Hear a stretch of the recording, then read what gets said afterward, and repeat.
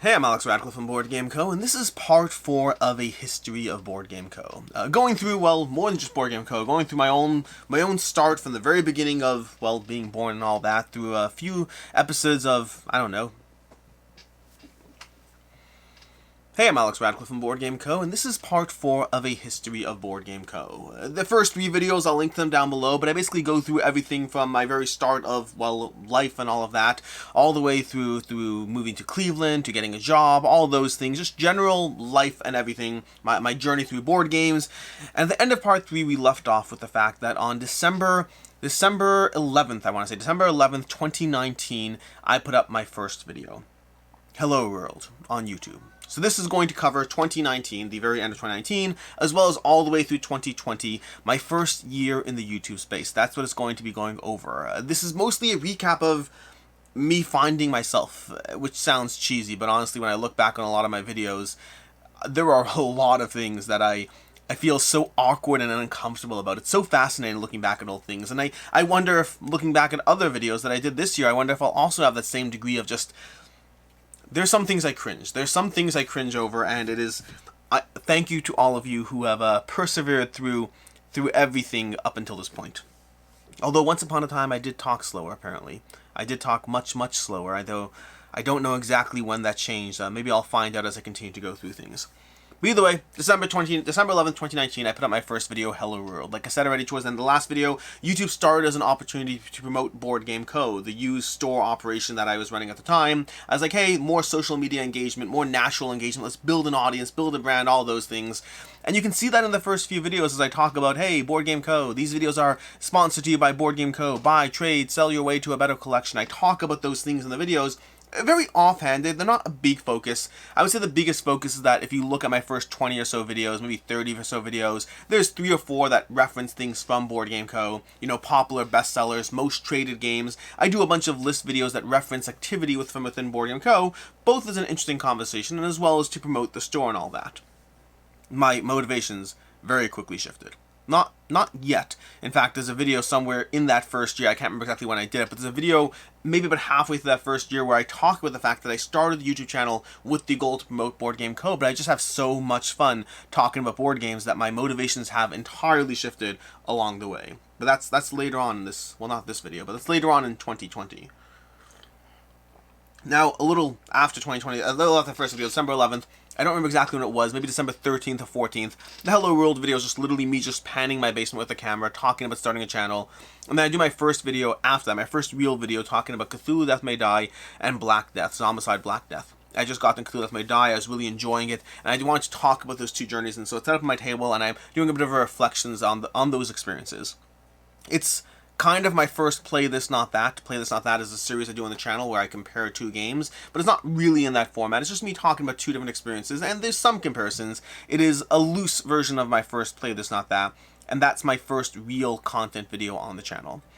December 22nd, 2010, I do my first Games Leaving My Collection video. This is the 3rd video I do on the channel. In those first, 11 days, I do 3 videos total. My 3rd video is Games Leaving My Collection. And it's just an opportunity to talk about something, because I didn't know what I wanted to talk about. I just wanted to talk, and so, which is true apparently, but I just wanted to talk. I want to talk about board games, and I do a Games Leaving My Collection, which is a series that's still with me to this day. Across the course of this history of BoardGameco, across the course of the next few videos that I do, I'm going to talk about series that I started and series that I stopped doing and why they started, why they stopped, whether I carried through with them, whether there's an intentional ending. But one of the series that has kept going this entire time is the 3rd video I did on the channel, Games Leaving the Collection.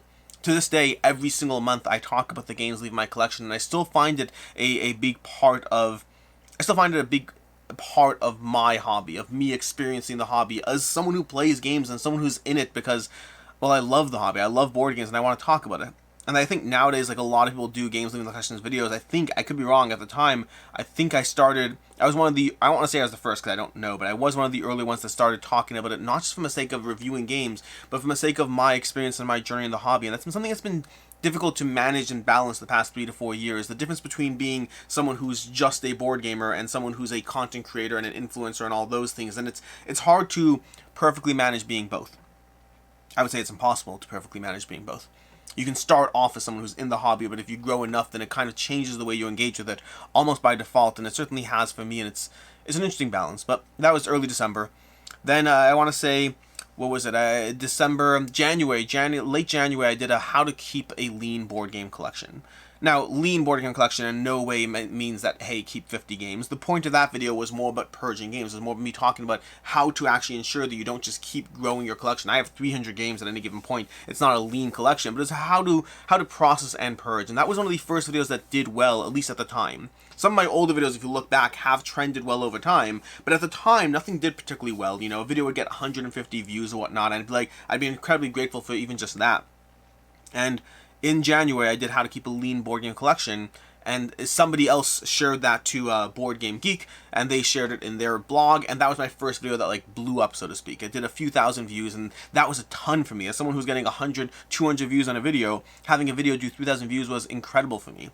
And I never really wanted to review games either. We'll talk more about this throughout the video, but if you look at my earlier videos, there's no real reviews, or there's very few real reviews. Once in a while, I'd be motivated to pick up a camera. Airland and Sea was one of them. There was some random game, I can't remember what it's called.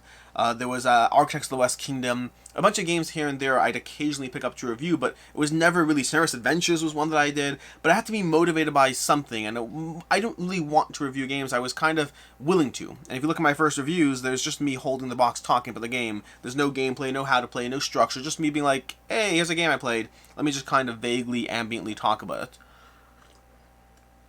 I've been told I used the word ambiently wrong, but it's part of my vernacular now, and I kind of like it, so I'm going to keep doing so. But that's kind of took me till, I want to say till February. February in 2020 was when I started to figure out where I had a something to add to the conversation. And that's because I did my Marvel United Why I'm Backing It video.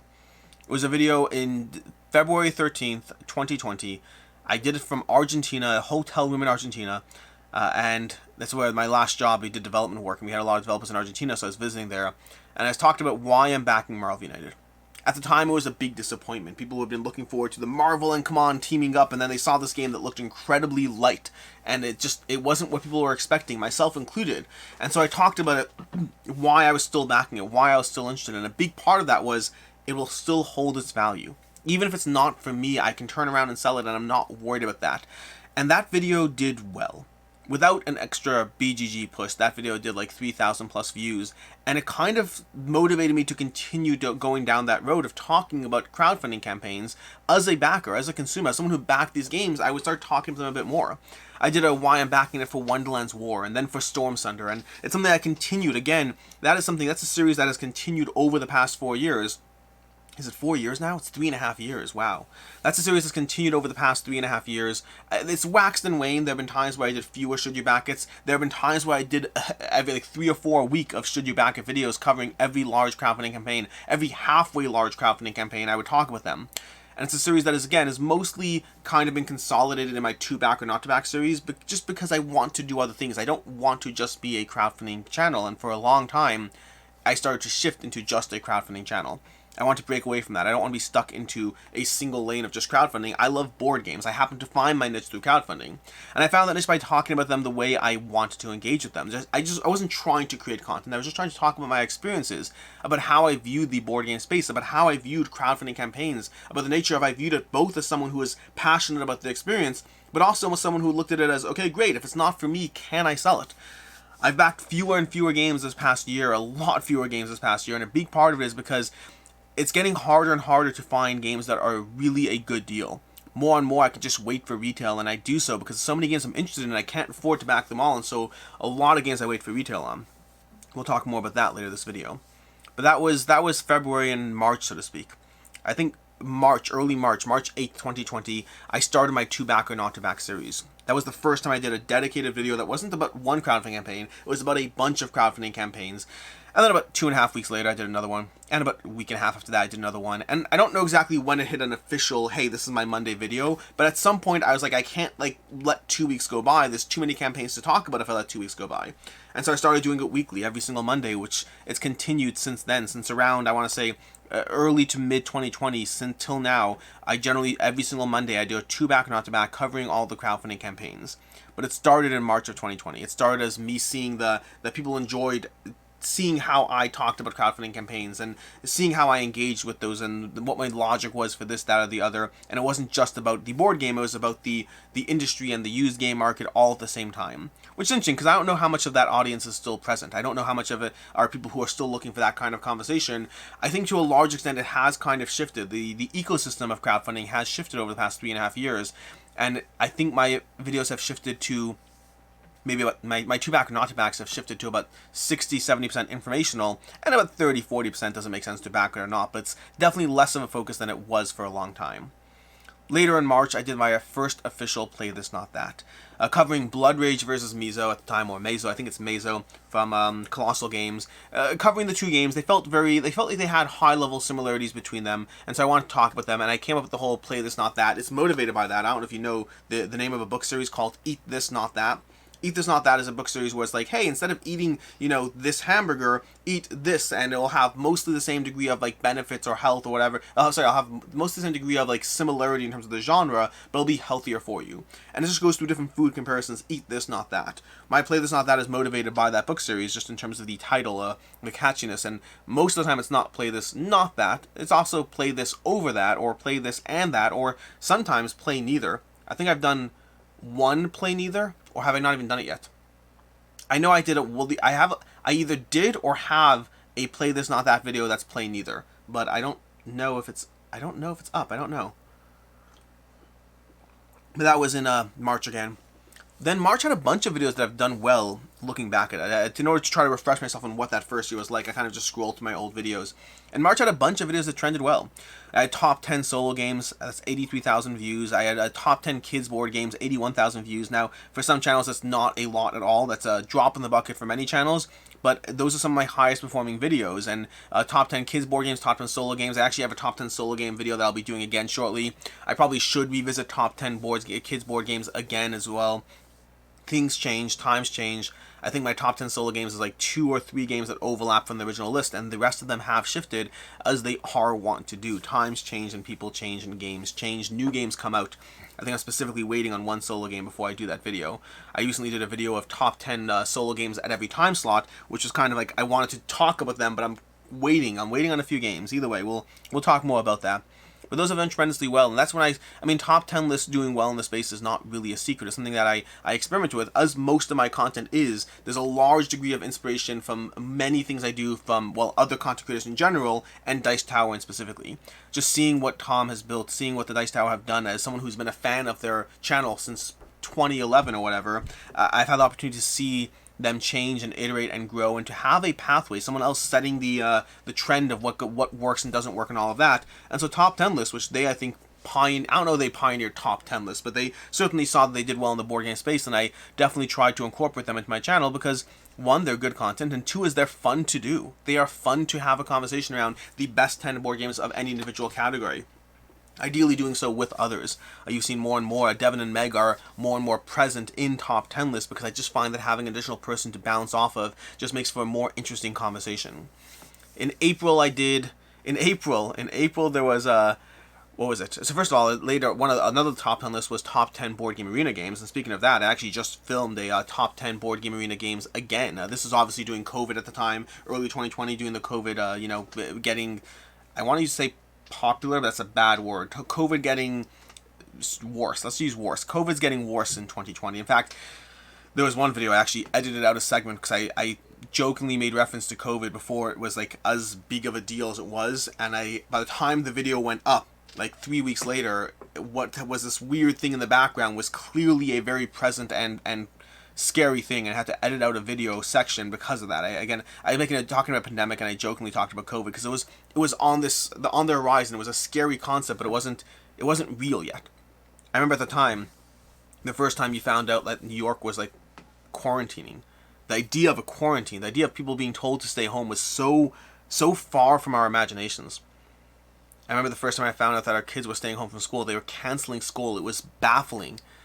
This is all early 2020 as we rapidly learn to adjust to what a new life was like. Concepts that seemed so strange to us then are just part of our lives now. Like, sure, we go back to work now, but the idea of staying home, the idea of isolating, the idea of having no school, those are all just part and parcel of our daily life. It's scary how the world changes. But anyways, Board Game Arena, why I was talking about this, because Board Game Arena, so during COVID, I was talking about Board Game Arena, top 10 games to play online, and recently I just revisited that. I did a video with Professor Meg talking about 10 more. I think I have 2 overlap from my original list, again, mostly new, some different. A lot of that is Board Game Arena has changed. They've been purchased by Asmodee, they've added hundreds and hundreds of games, they're doing tremendously well. It's a great platform, I'm a huge fan of it, and I play a lot. I would say maybe 25% of my gaming is on Board Game Arena at this point. It's an opportunity to play with people who don't live locally, it's an opportunity to play games that I'm just trying to get more plays in, it's an opportunity to try out experiences you might otherwise want to buy. It's a great platform. I'm a huge fan of it. And yeah, I'll have another video shortly about top 10 games to play on Board Game Arena. I say shortly, but timelines being timelines, this video may go up after that, so I don't really know. In April I did a video of Marvel United drama and why I'm not upset about it. Going back to that Marvel United Kickstarter that we talked about in January, late January, early February. There apparently was a drama at the time where Command basically said, hey, this is actually going to show up in retail. The core set's going to show up in retail. You'll get all your extras, but the core set's going to be in retail before you get your core set as a backer. And people were upset. Like, majorly upset. There's been a lot of Command dramas in the time I've been doing this channel, and this was the first one I kind of lived through at the time. And I did a video talking about why I'm not upset about it. And that probably started the trend at the time of me being very... Again, the way it can be put is that I'll take the company's side. The way I like to put it is that I look at both sides and I often see and understand the complexities behind it. I do come across more often as taking the company's side because plenty of people are taking the consumer side, and I'm trying to talk about the other side. So even though I see both sides, like this, I can't think of any Command issue. I shouldn't say that for sure. I have to look through. In most cases with the Command issue, I understand the consumer side just fine, and I think there's plenty of reasons to be upset. I also think that there's a company side and a lack of malice that is so often present. But this is when I probably started getting a reputation in the space for someone who wouldn't just be blatantly pro-consumer, but I'd talk about the other side. There was a video, I did like one of those angry thumbnails. This is still early, and so, again, speaking of things that are cringe, I did a whole thing where I was like in front of the camera, I'm like, like I did a whole face and highlight and all that. I was still experimenting. There's always been experimenting, there will always be experimenting. I will always look back at things here and there and regret what I did. I used to sing, by the way. Not actually sing, that would be not embarrassing. I used to poorly sing in videos. I should have found some of this for the sake of this conversation, but you can find a few videos where I definitely, you can search a few things. Search for, should you back it for Aeon's Trespass Odyssey. You can search for the should you back it for Scooby, for the Come On Animation Collection. I think the should you back it for Machina Arcana has one. Oh dear lord. Yeah, I used to sing at the beginning of videos. It was far less embarrassing when I had a few thousand people as opposed to what I have now. And so I don't sing quite as much anymore as a result. In May, I started doing a series that never really took off. Kickstarter Look Back, where I looked back at games I had backed and talked about, hey, by the way, these are games I backed, you know, here's my whole backing history.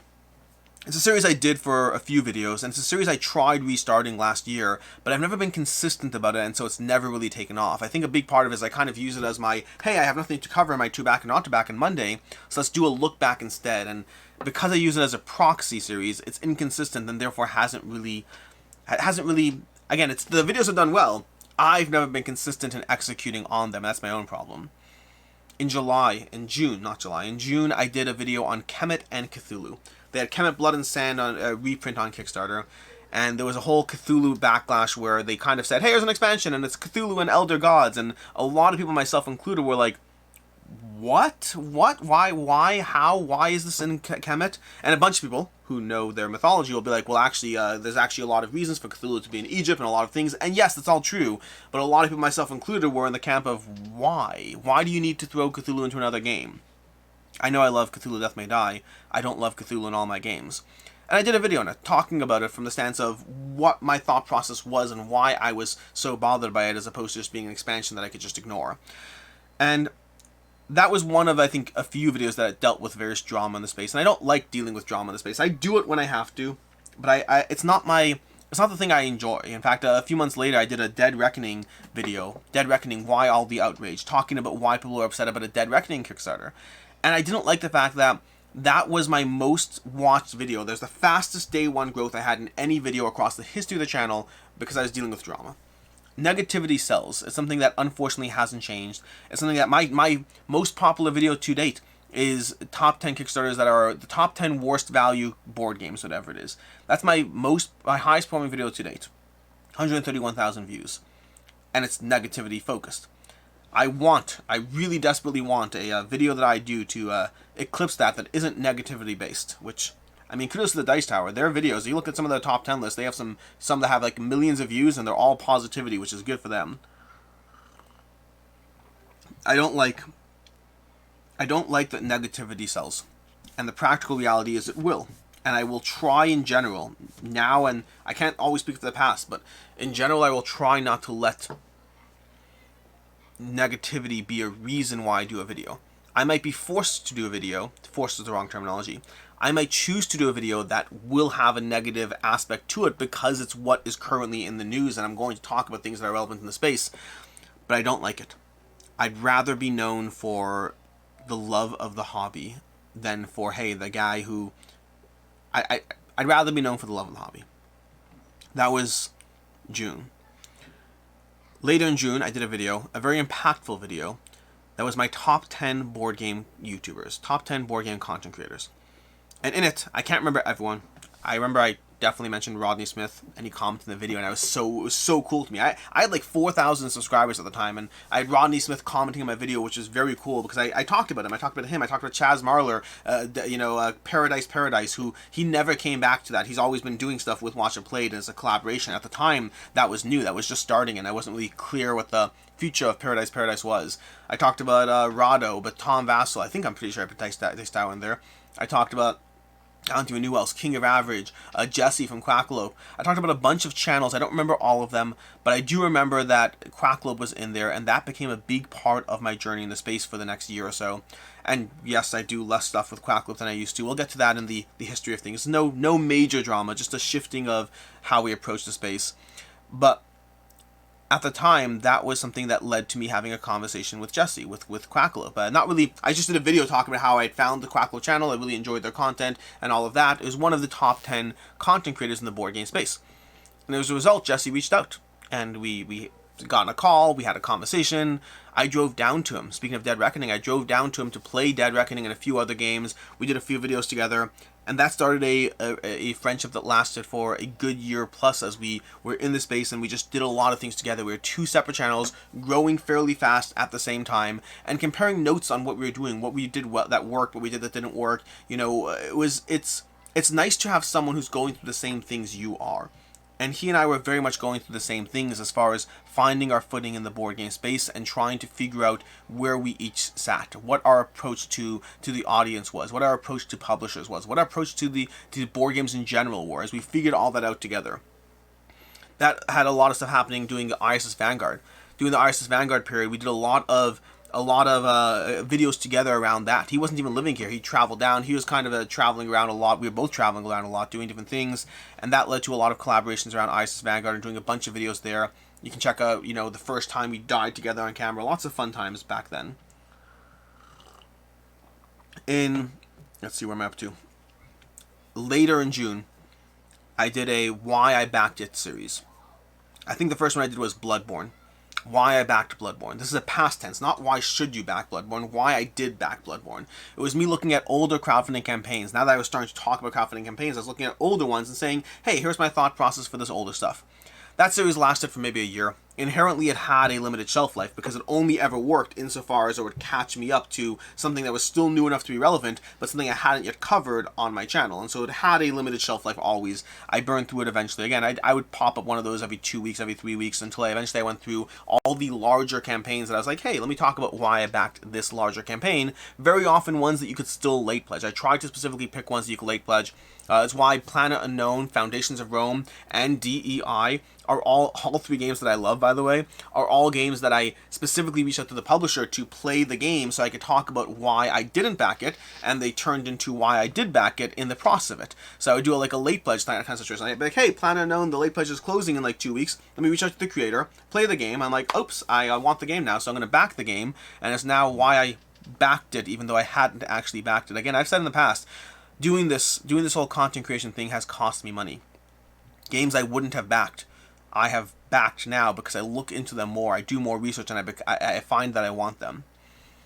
In July, I did my first sort of crowdfunding review. Meaning, in this time period, from December till July, I reviewed a handful of games here and there. Not a ton, but here and there I'd pop up a review. Over on Patreon, I have a specific video called Why I Don't Want to Be a Board Game Reviewer, where I talk about why I don't want to be a board game reviewer. And then in July, I did a video for Shadow Kingdoms of Valeria. I was talking about Shadow Kingdoms of Valeria. I was doing a review for Shadow Kingdoms of Valeria, where it's kind of, I folded it into the should you back it into the video at the same time. So I did a should you back it on Shadow Kingdoms of Valeria, and then also had a bit of a review notes on it at the same time. And that was my first sort of review. Again, I say sort of because I kind of folded it into another video. Then later in, I want to say July 28th, I did my first official one for Northgard. I covered Northgard July 28th. Northgard was one that it was Northgard Uncharted Lands, I think it was called, but that was one that I did a full review of that one, and it was my first official crowdfunding review coverage, where I'm covering a board game in the space that I want to talk about it from, like, not just a review of an existing game, but I want to talk about it from the sake of a prototype, something that doesn't exist yet, and something that I do a lot of now, but at the time, these were new things for me. Daily Magic gave me an opportunity. Northgard, who shut now, but I don't know who it was at the time, gave me an opportunity. Opportunities that I appreciate as I got to talk about games and work with publishers for the first time. Not just covering games I backed and I wanted, but dealing with publishers for the first time and covering review copies of prototypes and reviews. Then, later in July, late July, I did a video, Why Isn't Kickstarter a Good Deal Anymore? This is something that I was feeling more and more, and it's something that stays true today. I think crowdfunding, once upon a time, many campaigns were a very good deal or incentive or reason to back. And I feel as time has gone on, less and less that is true. There are still plenty of times and opportunities. There are still, CMON will consistently give you a good deal compared to what you have to pay for it later, but many other companies will as well. Many other companies, Awaken Realms, CMON, Mythic before things happen there. There's like a lot of companies that, and obviously if you don't get the game, it's not a great deal. I'm aware of that. But there are a lot of reasons to back different games, and there still are reasons to back different games. But the reasons and the opinions have gotten more nuanced. The potential aspects as to why you should back something gets harder and harder, past obviously supporting the creator, which is obviously a reason, but getting it earlier is not always clear. Whether you can't get it later, usually you can. If the game's not that great, it's a different conversation. So it becomes harder and harder, and that stayed true to this day. Again, I back fewer games today than I ever did in the past, and this video was done in 2020. 3 years later, it's gotten worse. Why isn't Kickstarter a good deal anymore? The answer is, sometimes it is, but a lot of crowdfunding is based on FOMO. A lot of it's based on, I want the game and I don't want to deal with the what ifs, and I don't want to question how and what and where. If you don't back games, you will save money. That is a guarantee. You will save money. You will not get a lot of things that you will never care about. And yes, sometimes you'll miss out on that premium goodie, and more often than not, you can hunt them down. If you're willing to be patient, wait past that initial surge. Don't just wait till surge up in your feed. Give it like 4 months later and see if anyone still cares, and then go ahead and hunt down a copy. There are great reasons to back games on crowdfunding. Just understand that you are paying a premium to be involved in an experience. Then I'm trying to think what came next. In August, I did my whole Quackalope feud for a bit. Fake Quackalope feud. Basically, we were fighting back and forth on, pushing each other, pushing different communities to subscribe to each other. We did a video of conversation with a duck. Jesse sent 5,000 quacks my way. Up until this point, I had been replying to every single comment on every single video. And finally, that video in August was when I couldn't keep up anymore. 5,000 quacks had me giving up. I remember I was in the middle of watching The Gentleman, trying to reply to quack after quack after quack while watching The Gentleman. I was just copy paste, quack back, right quack catcher, quack quack. I was doing all these things to reply to all these comments Jesse sent my way. We did a bunch of videos back and forth as we tried to push different people towards each other, cross promotion, so to speak, but also just having a good time. There were multiple videos back and forth. Some people were getting a little exhausted with it. A little earlier than this, by the way, we started doing the weekly quack. That was I want to say in July we started doing the weekly quack. Jan, Jesse, and myself started doing the weekly quack late July. That continued until May 2021, I want to say. We did it for nearly a year. It's something that we enjoyed doing, but it was a lot of work and didn't have nearly the same engagement as videos. It was like 3 times the work of a video and a third the engagement of a video. And so it just became an audience. And part of that might be pandemic focused, meaning lots of people weren't traveling. The people still were not traveling back to work. Travel was still just barely opening up. And so maybe now would be a better time. And I still want to do a podcast. In theory, there's lots of things I want to do. I want to do miniature painting. I want to do a podcast. I want to read more. I want to play video games. There's lots of things in life that you have to make choices around where to spend your time. And for right now, a podcast isn't the thing I'm doing right now, but it is the thing I still want to go back to. At some point, I'd love to go back to doing an actual podcast properly, but I'm not there yet. That was August or so. Later in August, I did the top 10 worst value games. That was the highest performing video on the channel. Later in September, I started doing pledge manager guides. Again, leading into the whole crowdfunding thing, I started doing walkthroughs of pledge managers. I only did a few of them. I did them inconsistently, and I've done them since. I've probably done maybe 6 or 7 total across the channel. They've always been something that I want to do, but there's just everything takes time, and you have limited. Going back to what I said a second ago, you have limited time, effort, and energy. There's only so much you can do. In September, I covered In Too Deep for Burnt Island Games. That's when I met Devon for the first time. Devon, who you see on the channel on a regular basis. And there's lots of people I'm skipping past over this because I just don't have notes on everything. I know I started talking to Jeremy Howard around this time. Started talking to Mark Maya, BoardGameCoffee, probably around the same time as that video talking about top 10 favorite YouTubers. I'm pretty sure BoardGameCoffee is in there. I love his stuff. I've always loved his stuff. And so I had that opportunity to start talking to him there. But I met Devon around September while covering In Too Deep. We played a game together, and we had the opportunity to play a game there. I don't remember when the next game was. It was later that year. Feed the Kraken. I had the chance to play Feed the Kraken with him as well. And there were some other games. I don't remember exactly what it was. But it took 3 or 4 games playing with Devon before we started to connect and just have conversations and started to build a friendship there as well. But that was... And we'll talk more about Devon next video, I'm sure, as well. I don't know exactly when and where. There's all these timelines interweaving. I don't remember exactly, but at one point Devon was... We'll cover more Devon next video. But that was in September. And then in October, mid-October, I did an interview with Marcin from Gamefound. Marcin, it was an interview about the fact that Gamefound had just announced that they were going to be launching a crowdfunding competitor. Gamefound was a pledge manager, and they said, hey, we're going to be competing with Kickstarter. We're going to be launching crowdfunding in the board game space. And I did an interview with Marcin, not knowing at all at the time that fast forward 2.5 years and I'd be working for them. But that was back in October. It's been a long and fascinating journey. I remember months earlier when we were talking about ISIS Vanguard, where I was on a live stream with Marcin, and someone's like, "Hey, send it to BoardGameco," and Marcin and I was in the chat too, and I was like, "I'll take it if you want to send it." And Marcin's like, "Yeah, sure, we'll send you a copy." A lot of companies across this time put a lot of faith in me, and I appreciate them immensely. Again, Awakened Realms sent me games when no one else was. Daily Magic I covered, Northgard I covered, Steamforge Games. Somewhere around November of 2020, I had an interview with Steamforge Games. I covered their Bard Sun campaign, and I covered the pros and the cons. I covered the fact that they had a spotty track record as far as Dark Souls, obviously Dark Souls, but then obviously they also had some IPs that were doing well, and they had a mix as far as how their games were received. And they reached out and said, hey, we'd love to have an interview and play games with you and talk to you. And that's a relationship that's still going strong to this day, and I appreciate it. I appreciate companies that gave me the time today. In Too Deep, Burnt Island Games. They talked to me early on. I remember talking to the head of the company at Burnt Island Games, and like she said at the time, she believed the channel would continue to grow and do well, and I'm so grateful that it has. It's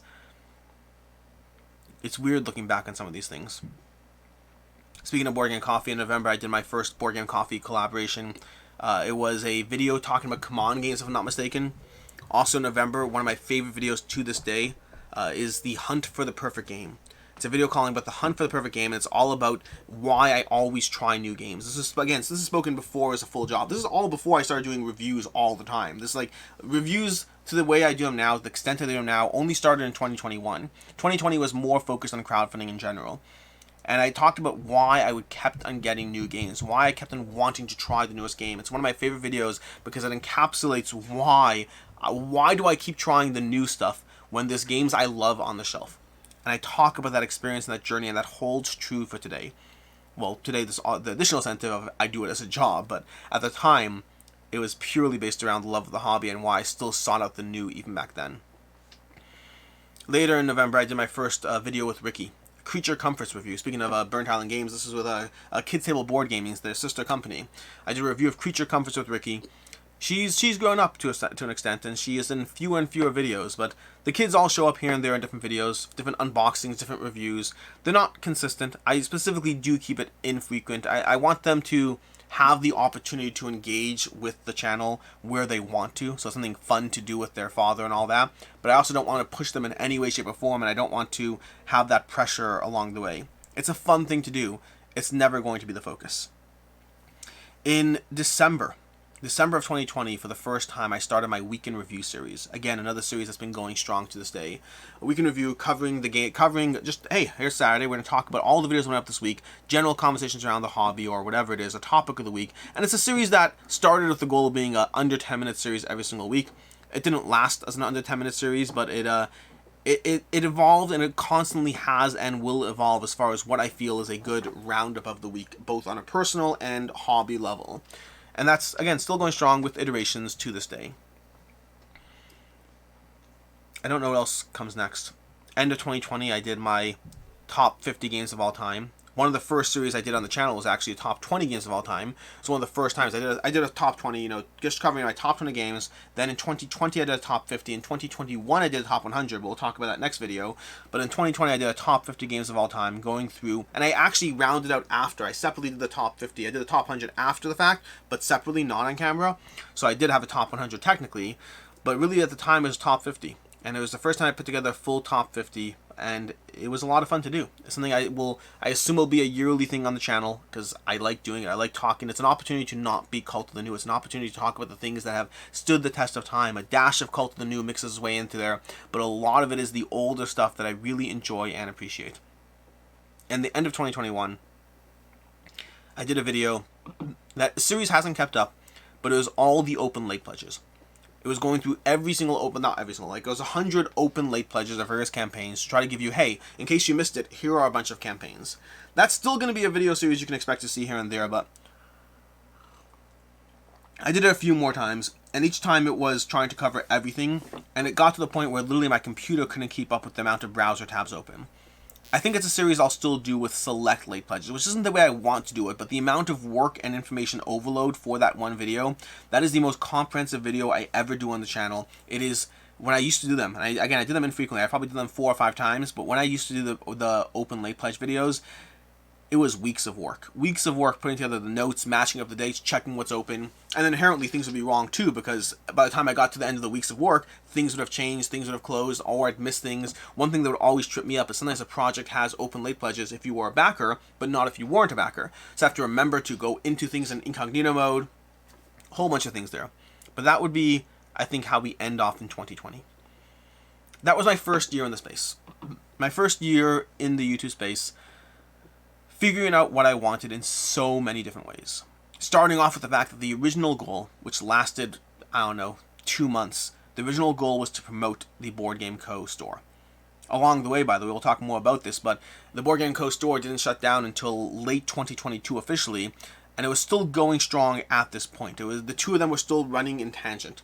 And around 2021 was where I realized things would have to eventually close up shop.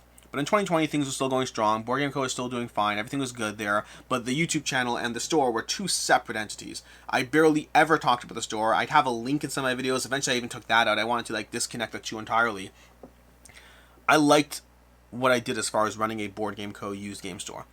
But I only liked what I did. And there was a lot of problems along the way.